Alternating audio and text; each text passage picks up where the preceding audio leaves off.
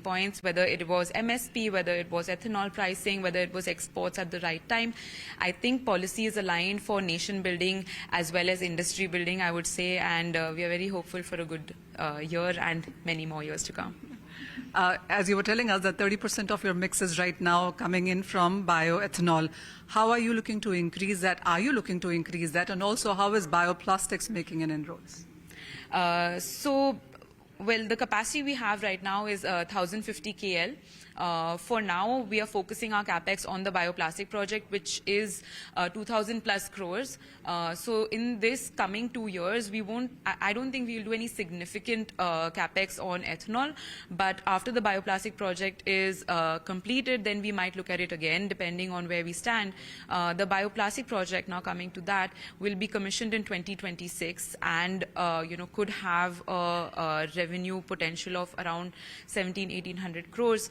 And that would probably put us at more than 50% mix of green products in maybe year 27-28, FY 27-28.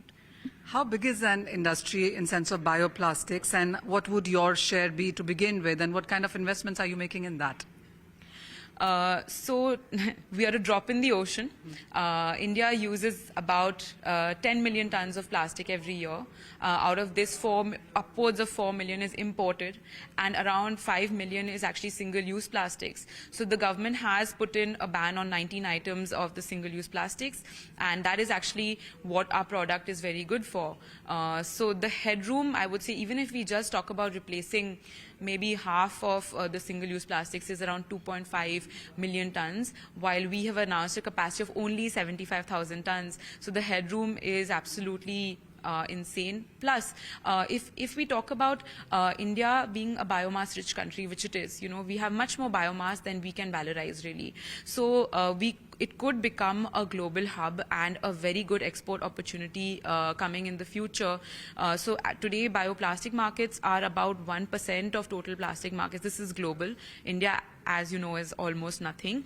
So we hope to if we want to go towards net zero, we will have to start setting some bio targets for every sector. And we hope if we can even grow to 5% in the coming few years, it would be nice. So one final question, and while of course this is coming back to bioethanol and prices therein, which the government would increase in the next month or so, what pricing would you say will work best for your profitability? I mean, the highest pricing will work best, of course. But if we talk about what we think will come, nobody can really put a figure to that today. I think they are cognizant of whatever has happened, all the cost of productions. They have the best professionals, calculating, and they're taking inputs across industry, various institutes and everything. So whatever they come to should hopefully be healthy enough for the industry to grow efficiently and comfortably, considering the amount of investments that have gone in over the last 5 years. Okay, all right. Well, that's the word coming in on the sugar space for the